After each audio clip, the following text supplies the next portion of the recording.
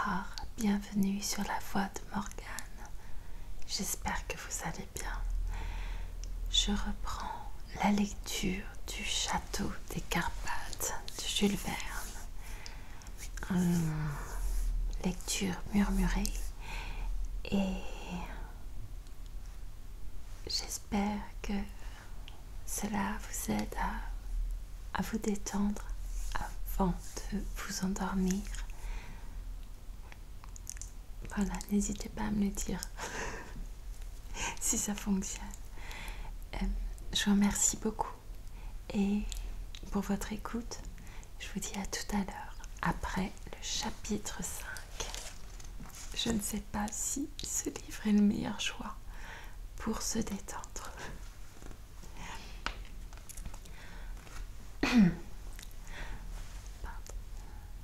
Le lendemain, Nic Deck et le docteur Patak se préparaient à partir sur les 9 heures du matin. L'intention du forestier était de remonter le col de Vulcan en se dirigeant par le plus court vers le bourg suspect.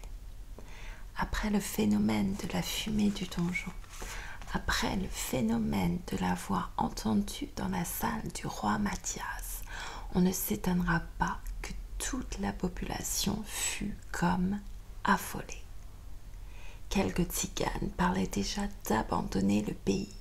Dans les familles, on ne causait plus que de cela, et à voix basse encore. Allait-on contester qu'il y eût du diable, du short, dans cette phrase si menaçante pour le jeune forestier? Ils étaient là, à l'auberge de Jonas, une quinzaine, et des plus dignes d'être crus, qui avaient entendu ces étranges paroles. Prétendre qu'ils avaient été dupes de quelque illusion des sens, cela était insoutenable. Pas de doute à cet égard. Nic Deck avait été nominativement prévenu qu'il lui arriverait malheur s'il s'entêtait à son projet d'explorer le château des Carpates. Et pourtant, le jeune forestier se disposait à quitter Verst et sans y être forcé. En effet, quelque profit que maître Cols eut à éclaircir le mystère du bourg, quelque intérêt que le village eut à savoir ce qui s'y passait, de pressantes démarches avaient été faites pour obtenir de Nic Deck qu'il revînt sur sa parole. Éploré, désespéré, ses beaux yeux noyés de larmes, Miriota l'avait supplié de ne point s'obstiner à cette aventure. Avant l'avertissement donné par la voix, c'était déjà grave. Après l'avertissement, c'était insensé.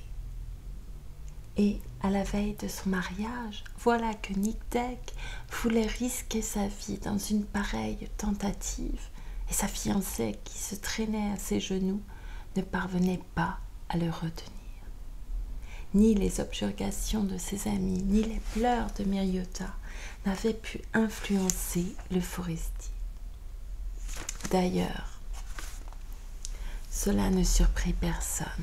On connaissait son caractère indomptable, sa ténacité, disons son entêtement. Il avait dit qu'il irait au château des Carpates et rien ne saurait l'en empêcher. Pas même cette menace qui lui avait été adressée directement. Oui, il irait au bourg, dût-il n'en jamais revenir. Lorsque l'heure de partir fut arrivée, Nic Deck pressa une dernière fois Miriota sur son cœur, tandis que la pauvre fille se signait du pouce, de l'index et du médius, suivant cette coutume romaine qui est un hommage à la Sainte Trinité. Et le docteur Patak? Eh bien, le docteur Patak, mis en demeure d'accompagner le forestier, avait essayé de se dégager, mais sans succès. Tout ce qu'on pouvait dire, il l'avait dit. Toutes les objections imaginables, il les avait faites. Il s'était retranché derrière cette injonction si formelle de ne point aller au château qui avait été distinctement entendue. Cette menace ne concerne que moi, s'était borné à lui répondre Nic Deck. Et s'il t'arrivait malheur, Forestier, avait répondu le docteur Patak, est-ce que je m'en tirerais sans dommage? Dommage ou non, vous avez promis de venir avec moi au château et vous y viendrez, puisque j'y vais.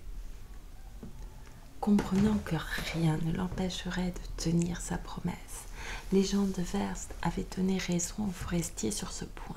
Mieux valait que Nic Deck ne se hasardât pas seul en cette aventure. Aussi, le très dépité docteur, sentant qu'il ne pouvait plus reculer, que c'eût été compromettre sa situation dans le village, qu'il se serait fait honnir après ses forfanteries accoutumées, se résigna, l'âme pleine d'épouvante. Il était bien décidé d'ailleurs à profiter du moindre obstacle de route qui se présenterait pour obliger son compagnon à revenir sur ses pas. Nic Deck et le docteur Patak partirent donc, et maître Koltz, le magister Hermod, Frick, Jonas leur firent la conduite jusqu'au tournant de la grande route, où ils s'arrêtèrent.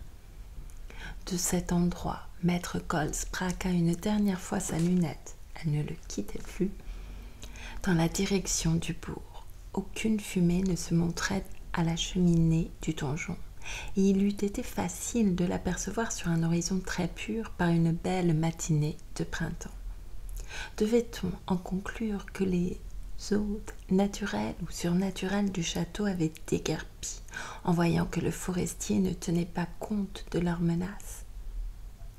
Quelques-uns le pensèrent, et c'était là une raison décisive pour mener l'affaire jusqu'à complète satisfaction. On se serra la main, et Nic Deck, entraînant le docteur, disparut à l'angle du col. Le jeune forestier était en tenue de tournée, casquette galonnée à large visière, veste à ceinturon avec le coutelas engainé, culotte bouffante, bottes ferrées, cartouchière au rein, le long fusil sur l'épaule.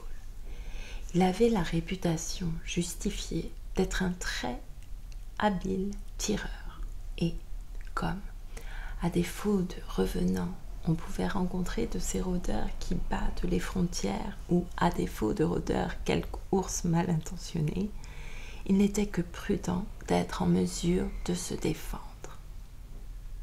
Quant au docteur, il avait cru devoir s'armer d'un vieux pistolet à pierre qui ratait 3 coups sur 5. Il portait aussi une hachette que son compagnon lui avait remise pour le cas probable où il serait nécessaire de se frayer passage à travers les épais taillis du Pleusa. Coiffé du large chapeau des campagnards, boutonné sous son épaisse cape de voyage, il était chaussé de bottes à grosses ferrures, et ce n'est pas toutefois ce lourd attirail qui l'empêcherait de décamper si l'occasion s'en présentait. Nic Deck et lui s'étaient également munis de quelques provisions contenues dans leur bissac, afin de pouvoir au besoin prolonger l'exploration.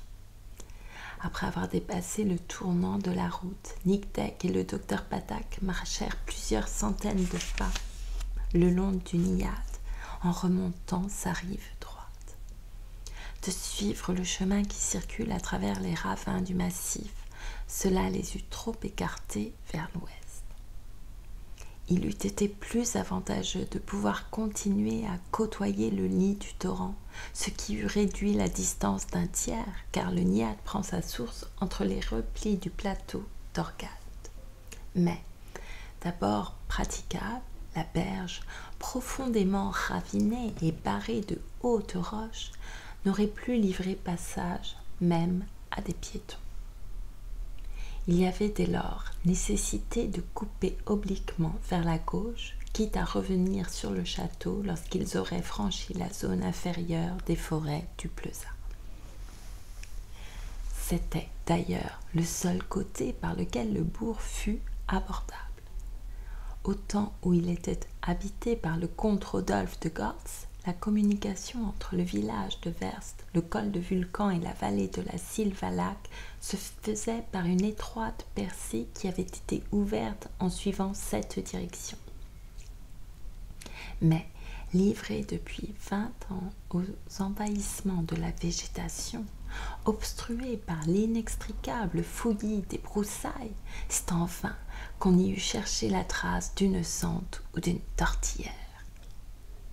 Au moment d'abandonner le lit profondément encaissé d'une Iade que remplissait une eau mugissante, Nyctec s'arrêta afin de s'orienter. Le château n'était déjà plus visible.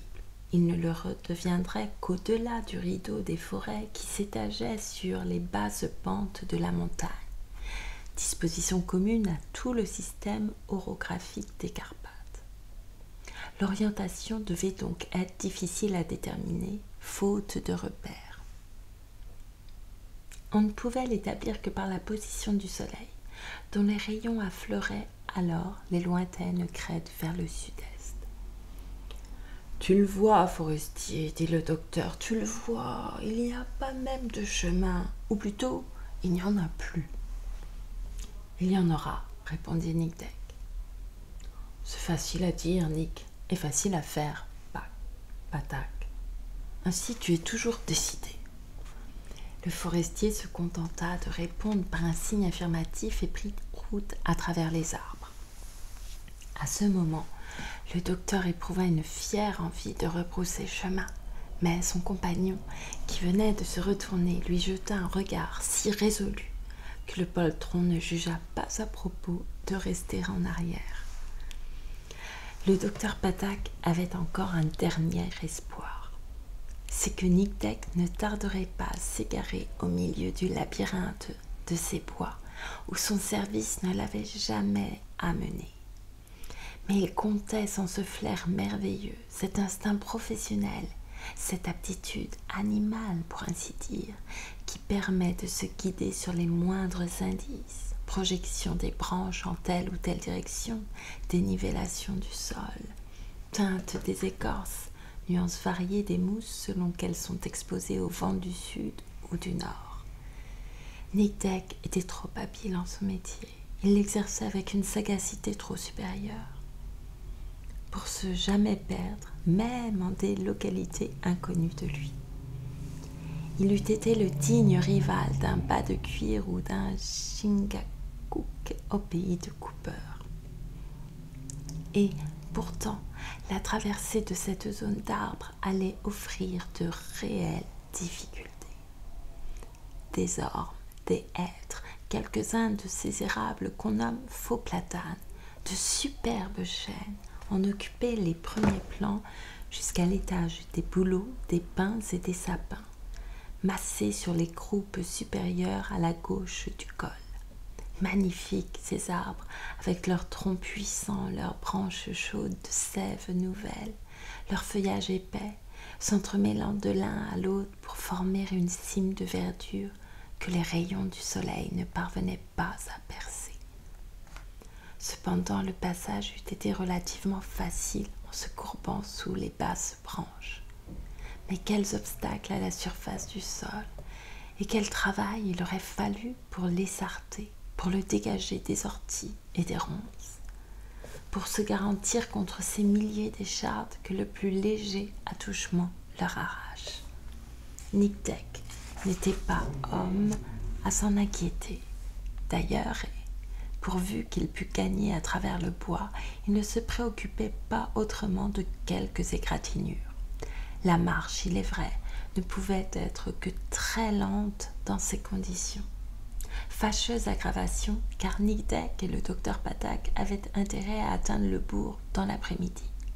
Il ferait encore assez jour pour qu'ils pussent le visiter, ce qui leur permettait d'être rentrés à Verst avant la nuit. Ce qui leur permettrait d'être rentrés à Verst avant la nuit. Aussi, la hachette à la main, le forestier travaillait-il à se frayer un passage au milieu de ces profondes épinets, hérissés de baïonnettes végétales, où le pied rencontrait un terrain inégal, raboteux, bossué de racines ou de souches contre lesquelles il butait quand il ne s'enfonçait pas dans une humide couche de feuilles mortes que le vent n'avait jamais balayées. Des myriades de cosses éclataient comme des pois fulminants au grand effroi du docteur qui sursautait à cette pétarade, regardant à droite et à gauche, se retournant avec épouvante, lorsque quelques sarments s'accrochaient à sa veste comme une griffe qui eût voulu le retenir. Non, il n'était point rassuré, le pauvre homme. Mais maintenant, il n'eût pas osé revenir seul en arrière.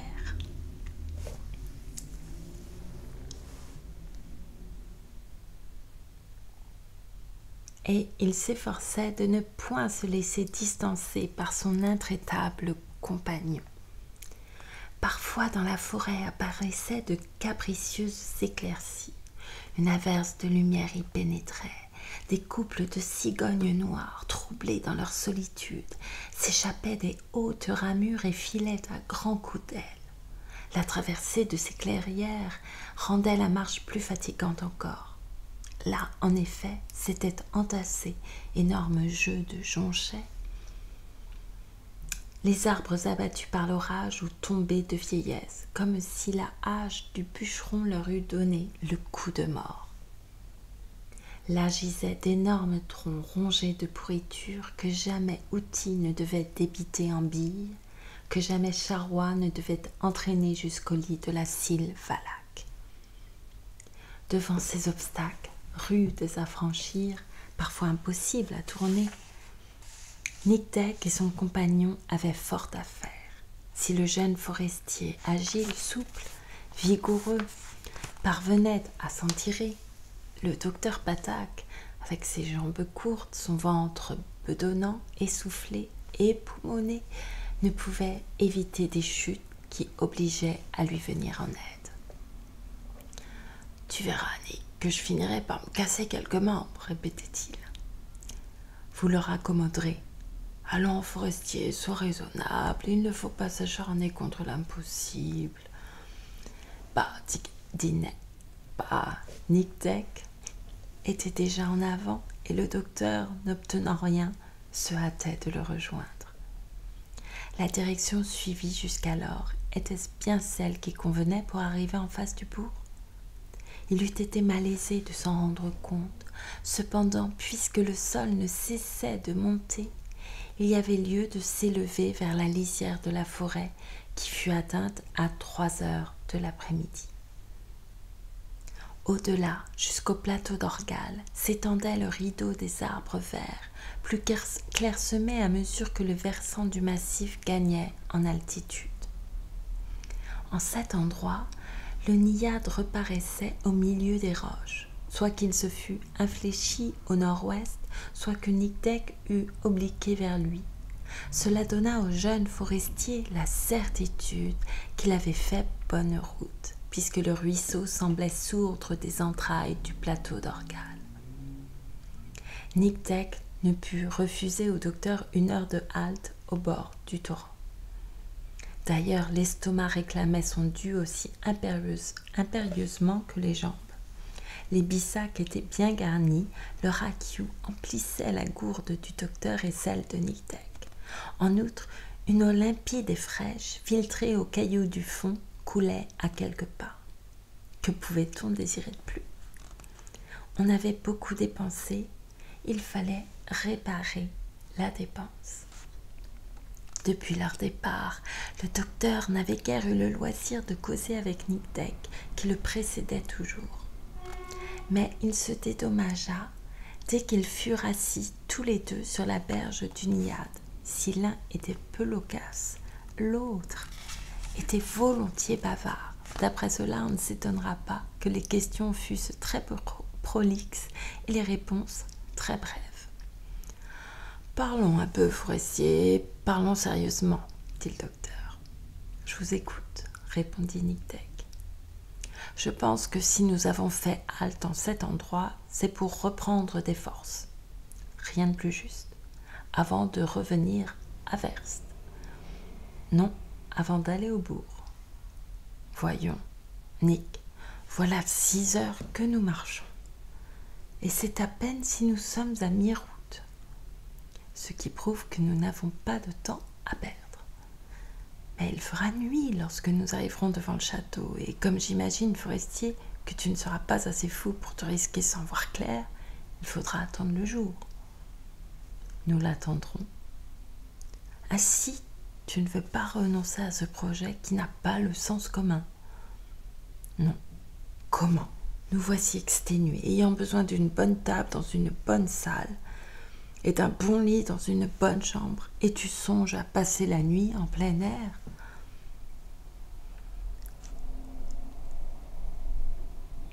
Oui, si quelque obstacle nous empêche de franchir l'enceinte du château. Et s'il n'y a pas d'obstacle, nous irons coucher dans les appartements du donjon. Les appartements du donjon, s'écria le docteur Patak. Tu crois, Forestier, que je consentirais à rester toute une nuit à l'intérieur de ce maudit bourg? Sans doute, à moins que vous ne préfériez demeurer seul au dehors. Seul, Forestier, ce n'est point ce qui est convenu. Et si nous devons nous séparer, j'aime encore mieux que ce soit en cet endroit pour retourner au village. Ce qui est convenu, docteur Patak, c'est que vous me suivrez jusqu'où j'irai. Le jour, oui, la nuit, non. Eh bien, libre à vous de partir et tâchez de ne point vous égarer sous les futaies. S'égarer, c'est bien ce qui inquiétait le docteur. Abandonné à lui-même, n'ayant pas l'habitude de ces interminables détours à travers les forêts du Pleuza, il se sentait incapable de reprendre la route de Verst. D'ailleurs, d'être seul lorsque la nuit serait venue, une nuit très noire peut-être, de descendre les pentes du col au risque de choir au fond d'un ravin, ce n'était pas pour lui agréer. Quitte à ne point escalader la courtine quand le soleil serait couché, si le forestier s'y obstinait, mieux valait le suivre jusqu'au pied de l'enceinte. Mais le docteur voulut tenter un dernier effort pour arrêter son compagnon. « Tu sais bien, mon cher Nick, reprit-il, que je ne consentirai jamais à me séparer de toi. Puisque tu persistes à te rendre au château, je ne te laisserai pas y aller seul. » Bien parlé, docteur Patak, je pense que vous devriez vous en tenir là. Non, encore un mot. Nick, s'il fait nuit lorsque nous arriverons, promets-moi de ne pas chercher à pénétrer dans le bourg. Ce que je vous promets, docteur, c'est de faire l'impossible pour y pénétrer. C'est de ne pas reculer d'une semelle tant que je n'aurai pas découvert ce qui s'y passe. Ce qui s'y passe, Forestier, s'écria le docteur Patak en haussant les épaules. Mais que veux-tu qu'il s'y passe? Je n'en sais rien, et comme je suis décidé à le savoir, je le saurai. Encore faut-il pouvoir y arriver à ce château du diable, répliqua le docteur, qui était à bout d'arguments. Or, si j'en juge par les difficultés que nous avons éprouvées jusqu'ici et par le temps que nous a coûté à traverser des forêts du Pleuza, la journée s'achèvera avant que nous soyons en vue. Je ne le pense pas, répondit Nictec. Sur les hauteurs du massif, les sapinières sont moins embroussaillées que ces futaies d'ormes, d'érables et de hêtres. Mais le sol sera rude à monter. Qu'importe s'il n'est pas impraticable. Mais je me suis laissé dire que l'on rencontrait des ours aux environs du plateau d'Orgal. J'ai mon fusil et vous avez votre pistolet pour vous défendre, docteur. Mais si la nuit vient, nous risquons de nous perdre dans l'obscurité. Non, car nous avons maintenant un guide qui, je l'espère, ne nous abandonnera plus. Un guide, s'écria le docteur, et il se releva brusquement pour jeter un regard inquiet autour de lui. Oui, répondit Nictec, et ce guide, c'est le torrent de Niad. Il suffira de remonter sa rive droite pour atteindre la crête même du plateau où il prend sa source. Je pense donc qu'avant 2 heures, nous serons à la porte du bourg si nous nous remettons sans tarder en route. Dans 2 heures, à moins que ce ne soit dans 6. Allons, êtes-vous prêts? Déjà, Nick, déjà, mais c'est à peine si notre halte a duré quelques minutes. Quelques minutes qui font une bonne demi-heure. Pour la dernière fois, êtes-vous prêts? Prêts, lorsque les jambes me pèsent comme des masses de plomb. Tu sais bien que je n'ai pas tes jarrets de forestier, Nick-Deck. Mes pieds sont gonflés et c'est cruel de me contraindre à te suivre. À la fin, vous m'ennuyez, Patak. Je vous laisse libre de me quitter. Bon voyage. » Et Nick-Deck se releva. « Pour l'amour de Dieu, forestier, » s'écria le docteur Patak. « Écoute encore. Écoutez vos sottises. Voyons, puisqu'il est déjà tard, pourquoi ne pas rester en cet endroit? Pourquoi ne pas camper sous l'abri de ces arbres? Nous repartirions demain dès l'aube et nous aurions toute la matinée pour atteindre le plateau. »« Docteur, » répondit Nick-Deck, « je vous répète que mon intention est de passer la nuit dans le bourg. »« Non, » s'écria le docteur, « non, tu ne le feras pas, Nick. Je saurai bien t'en empêcher. Vous, je m'accrocherai à toi, je t'entraînerai, je te battrai s'il le faut. » Il ne savait plus ce qu'il disait, l'infortuné Patak. Quant à Nick-Deck, il ne lui avait même pas répondu et, après avoir remis son fusil en bandoulière, il fit quelques pas en se dirigeant vers la berge du Niad. « Attends, attends !» s'écria piteusement le docteur. « Quel diable d'homme! Un instant encore !» « J'ai les jambes raides, mes articulations ne fonctionnent plus. » Elles ne tardèrent pourtant pas à fonctionner, car il fallut que l'ex-infirmier fît trotter ses petites jambes pour rejoindre le forestier qui ne se retournait même pas. Il était 4 heures. Les rayons solaires effleurant la crête du Pleusa, qui ne tarderait pas à les intercepter, éclairaient d'un jet oblique les hautes branches de la sapinière.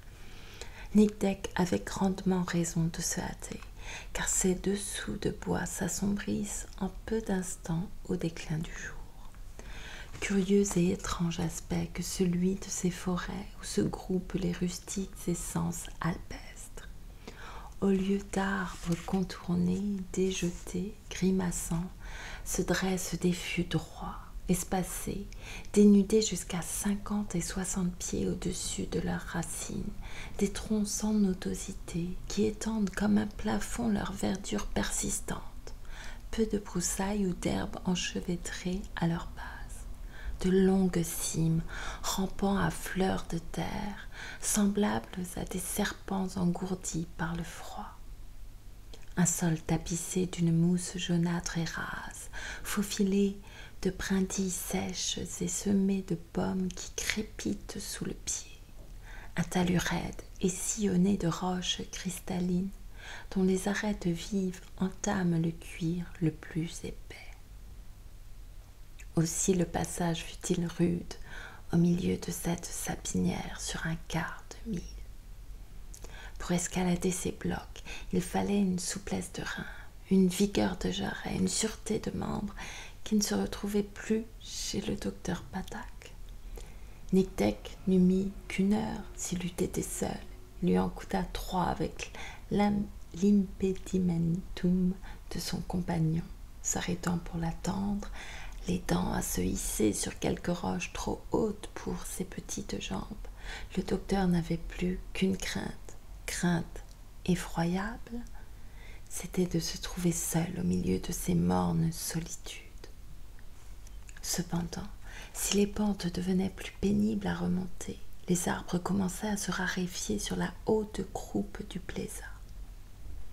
Ils ne formaient plus que des bouquets isolés de dimensions médiocres. Entre ces bouquets, on apercevait la ligne des montagnes qui se dessinait à l'arrière-plan et dont les linéaments émergeaient encore des vapeurs du soir. Le torrent du Niad, que le forestier n'avait cessé de côtoyer jusqu'alors, réduit à ne plus être qu'un ruisseau, devait sourdre à peu de distance. À quelques centaines de pieds au-dessus des derniers plis du terrain s'arrondissait le plateau d'Orgal, couronné par les constructions du bourg. Nick-Deck atteignit enfin ce plateau, après un dernier coup de collier qui réduisit le docteur à l'état de masse inerte.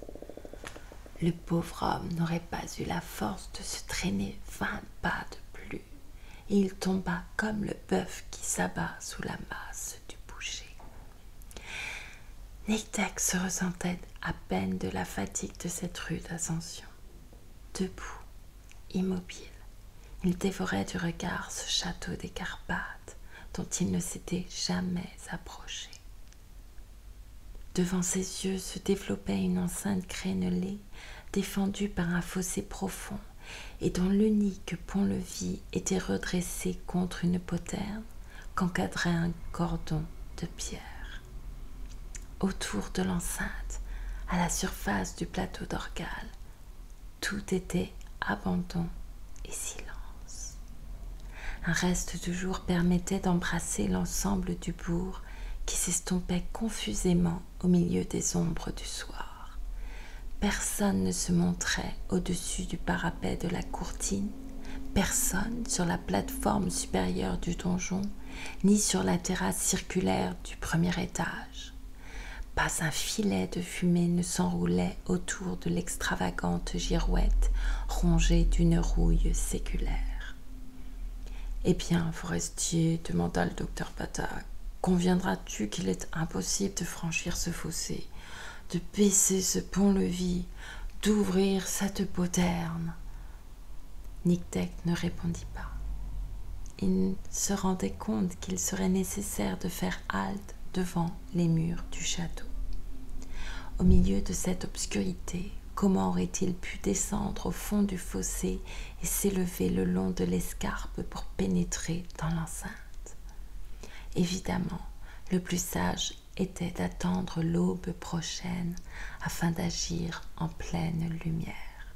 C'est ce qui fut résolu au grand ennui du forestier, mais à l'extrême satisfaction du docteur. Et voilà, nous les abandonnons en pleine nuit au pied du château. Je vous souhaite de faire de beaux rêves, très tranquilles. J'espère que cette lecture vous a plu et je vous remercie infiniment pour votre écoute. Je vous prie de m'excuser plutôt pour tous ces mots que j'ai heurtés de plein fouet à la manière d'une ascension un petit peu difficile. Je vous remercie beaucoup et je vous souhaite donc une très belle nuit. Merci, à bientôt.